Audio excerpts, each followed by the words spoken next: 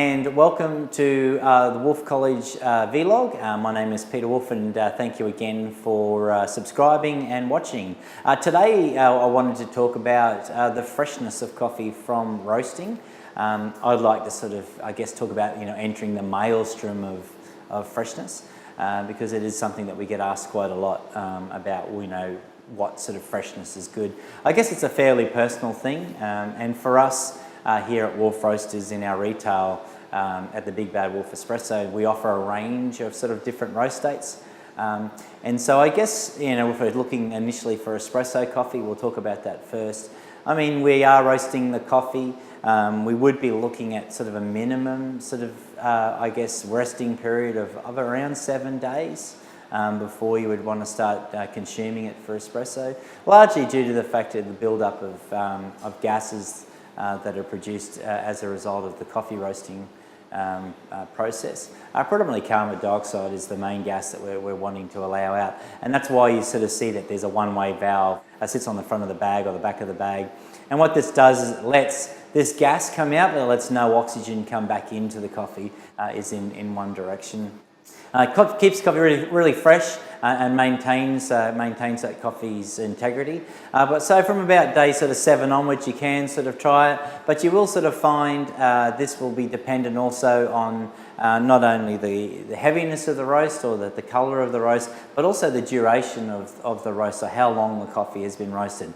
We do know that we can increase or artificially increase the shelf life of coffee if we do run a slightly longer roast profile on it. We are then building up more CO2 in the coffee itself, so therefore it's going to take longer for the CO2 to leave, and so therefore bring the aging date or the peak date a little bit further down. So I guess one of the things you need to be looking at is that when you are brewing the coffee, look at the crema for starters, and if you're seeing that it has lots of little bubbles or champagne bubbles, it's a very bubbly looking crema, then this is definitely a sign that still the coffee is too fresh to be consumed. And I always like to say when you drink it, it has sort of almost an Eno type sort of effervescence to it, so it's a really fizzy sort of effervescence. I think from that, realistically, you've then got a window of, say, I think day sort of 9, 10, 11 and 12, the commencement of the peak. And I think you're going to get, sort of coffee tasting really delicious up to about sort of 18 days from roast. Again, there's a number of dependence on how many times you're opening and closing the bag, so exposing it to oxygen. I think this certainly has a bearing to it. But we would like to recommend that you would drink your coffee within 2 weeks from the roast on date. So that's very, very important. That was saying, you're going to always find you're going to get some coffees that sort of just defy all of the rules. And look, I've had some really tasty espressos where the coffee's 24, 25 and 26 days past roast. And again, it is really dependent on the coffee and the way it was roasted. Filter coffee certainly, or brewed coffee, is definitely a different animal. And I think, you can really get onto that coffee nice and early from when it was roasted. You are going to be looking at coffee that sort of, from day 4 onwards. I still think it does need a bit of an aging or a resting period. And so I think definitely 4 days for that is about what you need.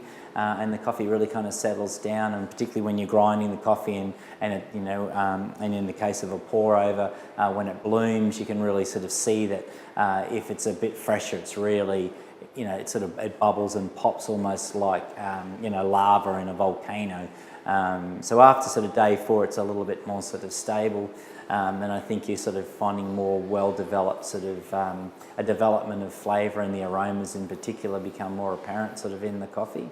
I think, again, just as a way of reminding everybody, definitely do not store the coffee in the refrigerator or in the freezer, but again, just keep it in an airtight container, out of the direct sunlight and in a cool environment. So somewhere in the pantry or in a cupboard somewhere is generally the best place to keep the coffee and to maintain it. So that's, I guess, what I'm talking about today in terms of freshness. Thanks for watching.